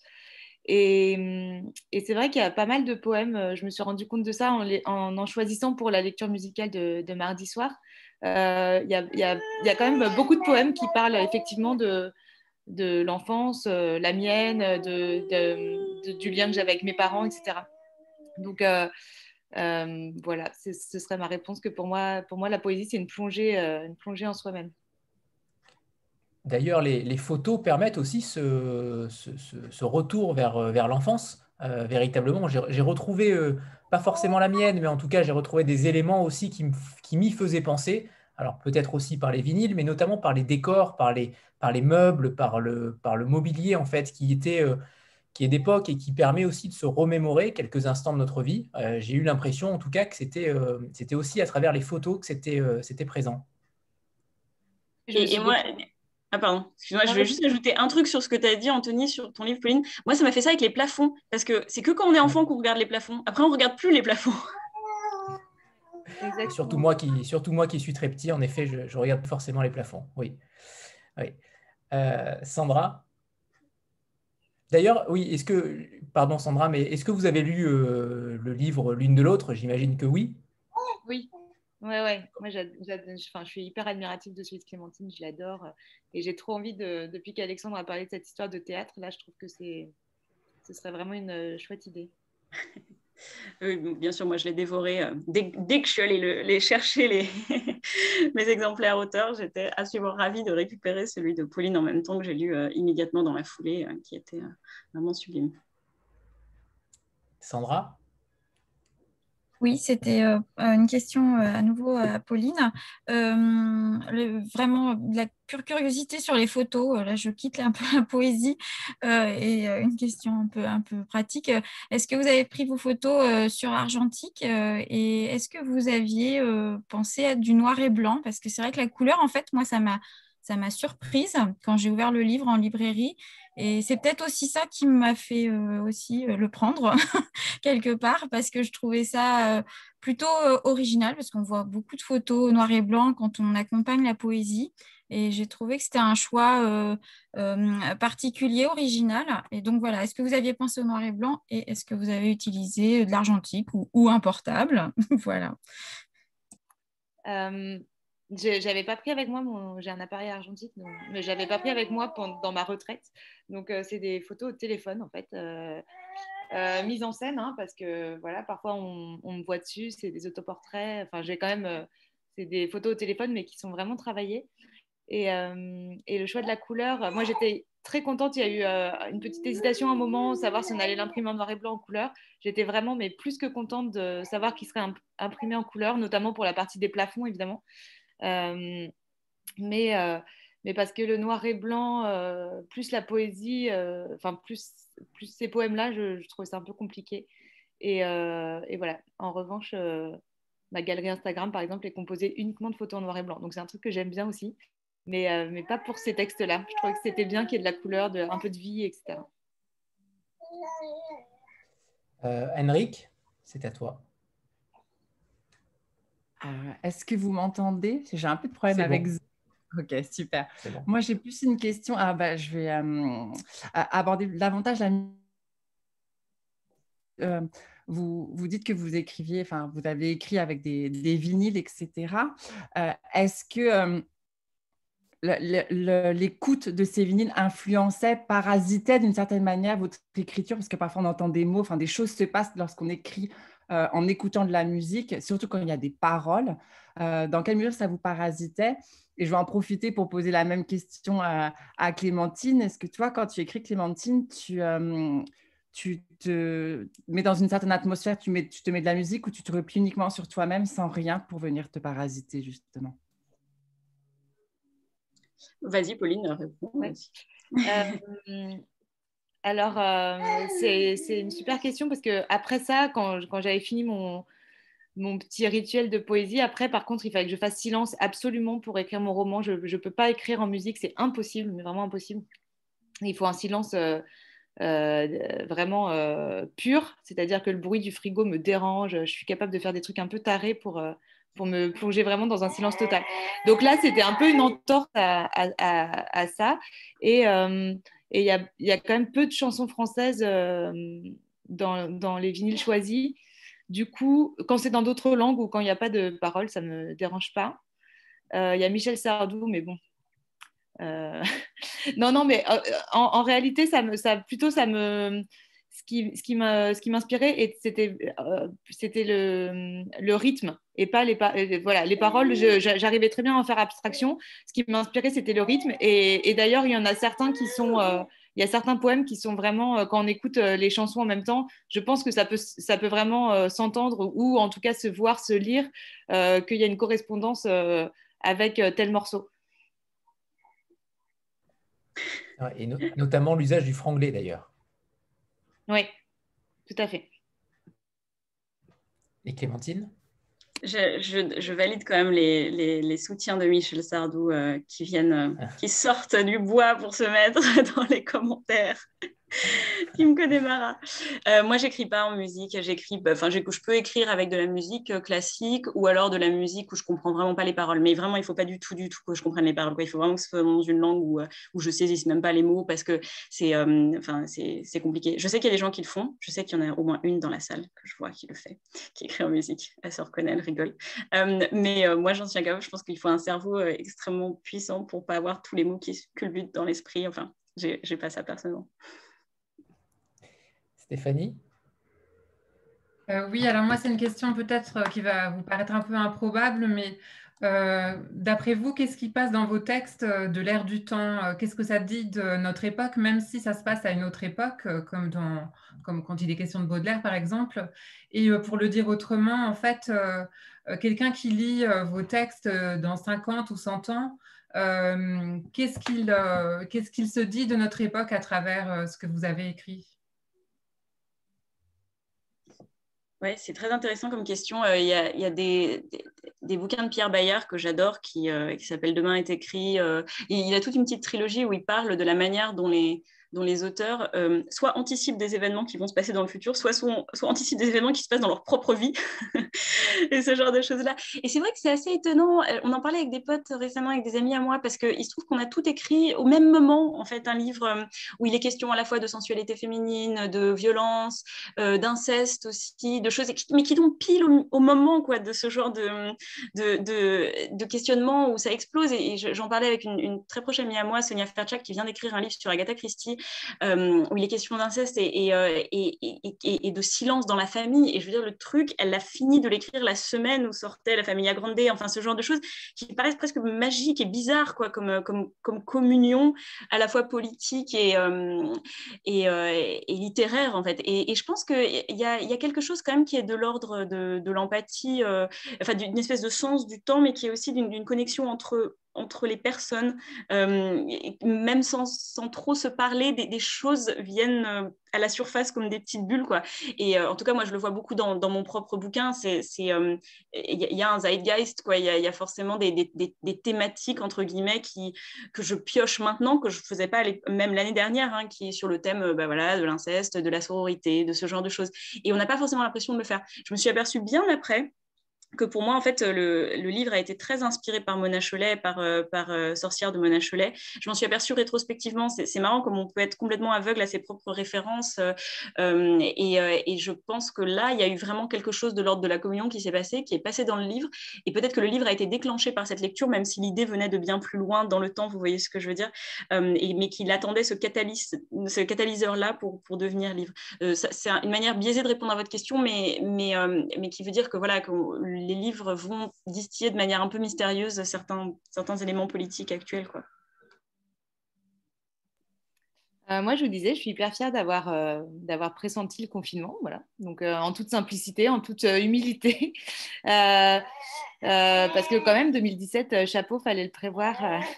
Non, mais moi, voilà, la seule correspondance que je pourrais faire avec l'air du temps, c'est ça, c'est le plaisir qu'il faut bien trouver, à nous tous, maintenant qu'on est enfermés chez nous depuis presque un an, à être entre 4 murs, ou 8 murs, 10 murs, et à les contempler, à essayer d'y trouver réconfort. Et voilà, donc ça pour moi, oh là là, mon petit bébé vraiment pas très coopératif. Ouais, je me dis que si jamais quelqu'un lit ce recueil dans 50 ans, et je pense qu'il y aura une confusion avec la pandémie. Il se dira, ah ouais, le livre de pandémie. C'est pas faux, c'est vrai, c'est vrai. Il faudra bien vérifier les époques, en effet. Letty, il faut juste allumer le micro. Il faut allumer ton micro, Letty, en bas à gauche. Voilà, c'est bon. C'est bon. Donc en fait, je voulais juste poser une question à Clémentine parce que je suis quelqu'un qui est très très fan de la poésie et j'ai lu Chasseur de lumière, qui était sa traduction des poèmes de Tyler Gregg, je ne sais plus comment. Et je voulais savoir justement si le fait d'avoir traduit ces poèmes t'a aidé justement pour écrire des composés. Parce que voilà, moi j'ai vraiment trouvé que tes traductions étaient vraiment, vraiment magnifiques et qu'elles correspondaient vraiment, vraiment c'était vraiment très proche des mots des versions originales. Et voilà, moi j'ai vraiment adoré. J'aime beaucoup tout ce que tu fais d'ailleurs. Et donc moi j'ai pas encore acheté le livre, mais je vais l'acheter et je vais le lire, ça c'est clair. Et voilà, donc c'était ma question, si ça t'a aidé justement si de traduire ces poèmes-là t'ont aidé pour décomposer. Voilà. Merci, c'est gentil. C'est d'autant plus touchant que ce livre n'a pas eu un succès énorme et je rencontre très peu de gens qui l'ont lu. Donc, je suis ravie de savoir ça. C'est Tyler Knott Gregson qui est un instapoète qui fait, d'ailleurs, tout à fait comme Pauline, des photos et des poèmes associés. Et ça a été un gros travail de faire ça à la fois graphiquement et littérairement par les presses de la Cité. Ah, merci Hélène, je suis ravie que... Ça fait deux. Voilà. C'est marrant, je n'avais pas du tout fait le lien entre les deux. Je pense que plus que juste le recueil de Tyler Knott Gregson, ce qui m'a aidé au fil des années, et c'est aussi pour ça que je parle maintenant d'une sorte de cheminement dans l'écriture en vers, qui pour moi a commencé avec Songez à douceur, qui s'est continué avec mes traductions des romans en vers de Sarah Crossan. Il y a eu One, Inséparable, il y a eu Swimming Pool. Ensuite, c'est arrivé avec une autre autrice, Elisabeth Acevedo, qui pour le coup est slameuse. Il y a une influence beaucoup plus de cette espèce de rythmique du slam, qui m'a encore obligée à un autre travail de poétique, cette fois plus basé sur les sonorités, par exemple. Le travail de Tyler Knott Gregson, c'est complètement différent parce que c'est extrêmement minimaliste. Et Tyler Knott Gregson, il utilise parfaitement cette espèce de capacité de l'anglais à exprimer très peu de choses, à exprimer beaucoup de choses en très peu de mots. C'est horrible de dire très peu de choses en beaucoup de mots. Ça, c'est plutôt le français. Et donc, et Tyler Knott Gregson, c'était très dur parce que vous connaissez un peu le syndrome des Beatles, c'est-à-dire que quand tu traduis une chanson des Beatles, littéralement, entre guillemets, ça sonne comme le truc le plus creux, le plus nul au monde, mais c'est parce que, évidemment, en anglais, c'est pas pareil, ça, c'est pas, la poétique fonctionne différemment. Et Tyler Knott Gregson, c'était exactement ça, c'est-à-dire que j'avais des poèmes dont je devais faire ressortir la profondeur et la complexité, mais Et en français, ce n'était pas possible de le faire autrement qu'en trouvant des techniques, une espèce de manière d'extraire du sens d'un minimalisme vraiment très, très étudié. Donc, en fait, en faisant toutes ces traductions-là, j'ai appris, je pense, différentes manières de faire du texte en vers, de faire de la poésie, etc. Et peut-être que tout ça va converger ou va se retrouver d'une certaine manière dans un livre de création comme Décomposé. Et c'est toutes ces influences-là qui vont venir. Donc peut-être que d'un côté, il y a le côté minimaliste de Tyler Gregson, le côté extrêmement orageux et rythmique d'Elisabeth Acevedo, et le côté très très fin psychologiquement et très léger de Sarah Crossan, qui m'ont aidé moi aussi à créer une poétique, quoi. C'est possible. On n'a pas encore parlé des titres. Je m'attache souvent aux titres puisqu'il y a souvent des débats entre éditeurs et auteurs. Est-ce qu'il y en a eu ici pour ces deux titres que je trouve d'une évidence totale, mais en même temps peut-être que ce n'étaient pas les titres initiaux. Et vu que je vois sourire Clémentine, c'est possible. J'aimerais avoir vos ressentis par rapport aux titres. Je commence. Ouais, ça a été sacrément rock'n'roll sur ces deux-là. Clémentine, quand elle nous a proposé le texte, il y avait un titre de travail. Clémentine, tu savais déjà, je pense que ce ne serait pas forcément ce titre-là qui serait gardé. C'était juste Grâce, c'était juste le nom de l'héros. Voilà, c'était Grâce. Et en fait, quand Pauline nous a soumis le texte, comme le livre est en deux parties, donc le journal des jours absents et le journal des jours couchés. Et c'était ces deux titres-là. Pauline ignorait même qu'on allait les réunir dans le même livre initialement. Donc, comme ça faisait sens, on a décidé de les mettre dans le même livre. Mais c'est pareil, il y a eu énormément de débats sur le titre, les couvertures aussi. Moi, je me rappelle l'un des tout premiers titres de travail pour Maison Tanière. On avait utilisé la fin du premier poème qui était Happy Life pour violon seul. Parce que dans le poème, je ne l'ai pas sous les yeux là, mais Pauline écrit ce serait le titre des jours à venir, Happy Life pour violon seul. Et comme elle donnait d'elle-même une sorte de titre, donc ça a été, on va dire, notre premier titre de travail. Et puis après, on a beaucoup discuté entre nous et on s'est mis d'accord pour Maison Tanière. Et voilà. Et le livre de Clémentine, Décomposé, il est passé par, je sais pas, il a vécu une dizaine de titres différents. On raconte quand même la petite anecdote, Alexandre, de ce qui s'est passé quand on essayait de brainstormer un titre et qu'on ne trouvait pas et c'était horrible. Et je me suis dit, bon, on va prendre un vers du poème. Alors, on avait plein de trucs, on regardait des vers et puis on arrive sur le titre, quand même la dernière ligne, le dernier vers du poème de Mes amours décomposés. Donc on se dit, ah bah super, mais voilà, c'est ça, Mes amours décomposés, bah très bien, on va appeler ça comme ça. Et puis je dis, Alexandre, attends, tu peux pas vérifier quand même, on vérifie juste que ça n'a pas déjà été pris, parce que bon, c'est pas terrible quand un titre est déjà pris, c'est pas très grave, mais c'est un titre aussi frappant, il faut... En fait, c'était le nom du bouquin de Maznef, qui s'appelle comme ça. Donc, en effet, on est à un moment... Bien vu, Alexandre. Alexandre a tenté de me dire, mais en fait, ça serait une manière de retourner les chaînes. Non, alors pas du tout. En fait, non, vraiment pas. Ça va être une manière de... Non, pas du tout. Bon, cela dit, on a quand même gardé donc, ce fameux décomposé, car c'est nous qui aurons le dernier mot dans cette affaire. Et le dernier mot, c'est décomposé. C'est le dernier mot de la charogne, même s'il n'est pas écrit comme ça. Oui, on l'a féminisé, oui.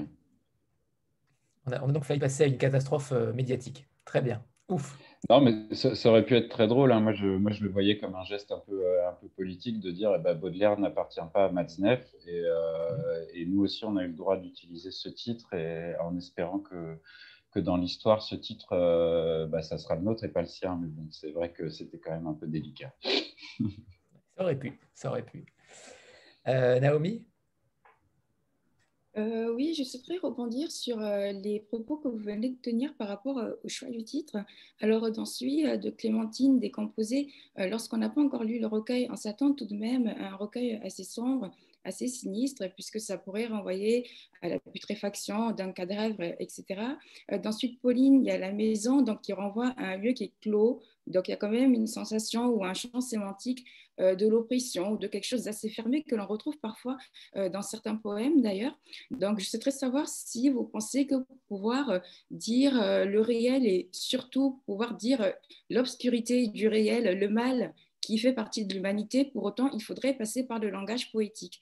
Est-ce que le langage poétique permet finalement de rendre plus acceptable le réel tel qu'il est? Ah, oui, il est parti.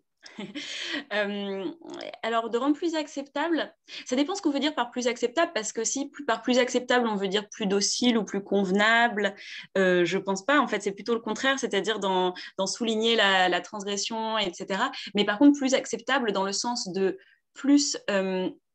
Enfin, sous une forme qui nous permet de nous l'approprier, de le comprendre, de le digérer d'une certaine manière. Alors là, oui, complètement. Pour moi, la force d'un poème comme Une charogne, c'est que il nous permet d'intégrer à notre existence, à notre sensibilité artistique, quelque chose qui est en putréfaction, quelque chose qui est le summum de l'horreur, de l'abject, de ce qui génère normalement un sentiment de répugnance. Il y a plein de tableaux aussi qui font ça, évidemment, et qui nous permettent d'accepter, dans le sens d'intégrer à notre vision esthétique cette horreur-là. Mais évidemment, il ne faut pas que ça tombe dans l'idée de le rendre convenable, qui serait très dommage. Ça serait presque embourgeoiser cette vision-là d'une certaine manière. Donc, pour moi, il y a une nuance, mais c'est ce que permet la poésie. Ouais. Pour moi, complètement, d'accepter le réel, d'accepter la réalité, de passer les jours les uns après les autres. Enfin, moi, c'est... En tout cas, voilà, je l'ai déjà dit, pour moi, la poésie est nécessaire au quotidien, chaque jour, et elle m'aide clairement à surmonter la vie. Enfin, bon, ça fait vraiment un peu dépressif de dire ça, mais vous voyez l'idée, quoi. Et je rajoute que la poésie n'a pas le monopole de ce rôle-là, et je crois que c'est le rôle de beaucoup de formes d'art, voire de l'art en règle générale. Oui, bah d'accord, dis tout de suite que je dis des poncifs. Non, pas du tout. Mais je voulais pas qu'on se la ramène trop avec la poésie qui aurait un rôle plus important que la musique, que le cinéma, parce que je pense pas que ce soit le cas. La bataille est ouverte, hein. Allez-y, hein. Je plaisante. Oui, Naomi, vas-y, oui, bien sûr. Juste pour rebondir sur le propos d'Alexandre, c'était poésie au sens étymologique du terme, c'est-à-dire avec une fabrication du langage, passer par le prisme du langage pour pouvoir d'une certaine façon sublimer le réel sans pour autant en enlever toute sa substance. Voilà, on est d'accord. Sens de création littéraire, qu'on peut étendre à artistique, etc. Mais ça peut passer par le visuel sans le langage aussi. Très bien, nous voilà tous réconciliés. Vos rapports entre éditeurs et autrices, justement, comment vous avez travaillé ensemble? Alors j'imagine peut-être que pour Pauline, les choses étaient plus simples puisque tout avait déjà été écrit, mais est-ce que vous avez retravaillé aussi la chose? Et pour Clémentine également, comment vous avez travaillé ensemble avec Cécile et vous, Alexandre? Oui, bah, effectivement, je commence par Pauline. Donc Pauline, quand on lui a proposé de faire quelque chose avec nous, les textes étaient déjà écrits. Et après, on a travaillé un petit peu sur ces textes, mais c'était vraiment...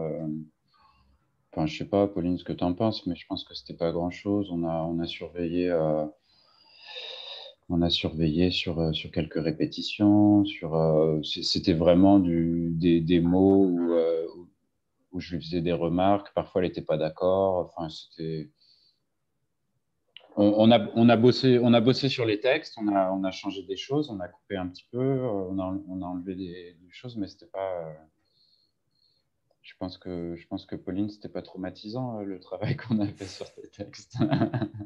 Non, vraiment pas. C'était même d'une simplicité assez surprenante, quoi. On était globalement plutôt d'accord, je crois. Et voilà, ça s'est joué, oui, sur 2-3 mots. Il y a des poèmes entiers auxquels on n'a pas touché du tout. Voilà, c'était assez rapide. Et avec Clémentine, disons que le plus gros sujet, c'était le début, c'était le premier chapitre. Parce que dans la version initiale, moi, je trouvais que c'était assez difficile de rentrer dedans. Et j'avais peur, avec la toute première version qu'on avait, j'avais peur qu'on perde des lecteurs et des lectrices dès le premier chapitre. Et on a un peu retravaillé dessus pour soigner la musicalité de ce chapitre. Et justement, autant parfois il est important d'enlever des répétitions, autant avec Clémentine, on en a ajouté exprès, notamment la formule au détour d'un sentier, parce que ça permet une sorte de ritournelle, un petit peu quelque chose de... comment dire, Pour marteler, en fait, pour marteler le ouais, propos. pour marteler le propos et pour sentir tout de suite comme une musique qui s'installe dès le début du livre. C'était l'essentiel. Après, on a bossé sur deux, trois mots, deux, trois passages à droite, à gauche, mais l'essentiel du travail, c'était quand même ce premier chapitre qui était assez important. Et sinon, on en a parlé tout à l'heure, c'était la maquette par rapport à cette disposition des mots sur la page très ciselée. Donc, il a fallu de temps en temps faire des passages à la ligne qui n'étaient pas prévus initialement. Et tout ça, là, il y avait du travail de dentelle, mot par mot, ligne par ligne, qui était assez intense parce qu'il a fallu s'adapter au format de la collection.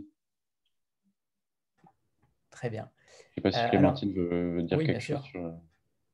Non, tu as tout à fait résumé. Si plus personne n'a de questions, je vais en profiter pour une dernière interrogation sur vos projets en cours, tout simplement. Où en êtes-vous? Est-ce que vous continuez à écrire de la poésie? Pourquoi pas? Et sinon, est-ce que vous retournez pour Clémentine à la littérature jeunesse? Est-ce que c'est une parenthèse enchantée, entre guillemets, ce passage à l'iconopop, ou au contraire, est-ce que ça vous a donné envie d'aller un petit peu plus loin dans la poésie? Moi, j'ai pas de projet poétique à venir, enfin du moins pas qui soit prévu. Et oui, là, une parenthèse, ouais, j'ai pas non plus de projet de roman adulte du tout qui va venir. Qu'est-ce que je fais en ce moment? J'ai un prochain roman, donc Exprime chez Sarbacane, donc plutôt pour ado, que je dois terminer pour septembre. Et sinon, j'ai des traductions. J'ai 2 romans ouverts en ce moment. Donc en fait, si, j'ai quelques projets poétiques, mais de traduction et non pas, comment on dirait, de création. Ça paraît dire que la traduction n'est pas de la création. Mais vous voyez ce que je veux dire. J'en ai pas d'autres de romans. Voilà. Ok. Et Pauline? Alors moi, j'écris des albums jeunesse. Donc là, je suis en train de terminer mon 3e. J'essaye de mettre un point final à mon 2e roman. Et sinon, concernant la poésie, comme je vous disais, j'en écris tous les jours depuis 15 ans, mais après, tout n'est pas publiable. Donc, je n'ai pas d'autres projets pour l'instant en vue d'une publication poétique. Voilà. Voilà, ça sonne bientôt la fin de rencontre. Allez, une dernière question pour Marvin qui posait une question dans le chat. C'est bon, Marvin? Oui, c'est bon. Alors, du coup, j'avais une question pour Pauline. Alors, je ne lis pas beaucoup de poésie, pour être tout à fait honnête, et j'avais envie de lire ce recueil parce que du coup, j'avais beaucoup, beaucoup aimé Sarah contre Sarah. Et du coup, j'ai beaucoup, beaucoup aimé le recueil également. Et tout à l'heure, vous avez défini d'une certaine manière votre poésie comme une poésie assez contemplative. Et j'avais une question par rapport aux détails qui sont présents dans vos poèmes, et notamment le premier poème que vous avez lu tout à l'heure, c'est du dimanche 23 juillet, il y avait des références au melon, aux pêches, aux concombres. Et ma question, j'espère que ça va être clair, est-ce que vous considérez que ces petits détails du quotidien, notamment cette sorte de matérialité, est-ce que c'est un vecteur d'émotion important dans l'écriture poétique, si ce n'est le vecteur d'émotion le plus important quand on écrit de la poésie? Alors, c'est très clair. Bon, je sens que mon bébé veut répondre à ma place. Donc, j'espère que vous allez m'entendre. Je vais parler plus fort qu'elle.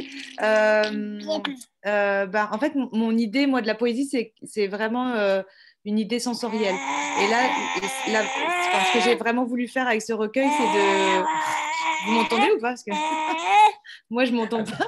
Un petit peu. On t'entend. On vous entend. Elle teste sa voix, c'est la période où voilà. Donc bref, c'était de pouvoir avoir. Si j'avais pu le faire en odorama, je l'aurais fait tout de suite. Mais c'est pas encore possible malheureusement, mais c'était de pouvoir lier les cinq sens. Donc il y a vraiment la vue avec les photos, l'ouïe avec évidemment les vinyles. Bon, le toucher quasi parce que y a les textures du plafond qui sont comme de la matière vivante. Cette maison, elle est organique. C'est un personnage, comme on a dit tout à l'heure. Voilà, donc c'est évidemment une poésie très sensorielle. Il y a plusieurs fois des fruits, des légumes, référence à ce que la narratrice, qui est moi, hein, là je ne m'en cache pas, mais mange, boit. Voilà, c'est une poésie un peu du corps, quasi organique en fait, d'un corps dans un corps qui serait celui de la maison. Voilà, je ne sais pas si c'est très clair. Oui, tout à fait. Merci beaucoup. Merci. Il est temps de vous remercier tous les quatre, Marie notamment, puisque c'est grâce à elle qu'on peut aussi faire cette rencontre. Alexandre, bien sûr, puisque avec Cécile, vous faites un travail formidable à l'Iconopop, et bien sûr, toutes les deux, merci, et notamment à Pauline qui a un courage assez incroyable d'avoir fait cette rencontre dans ces conditions. Donc, merci.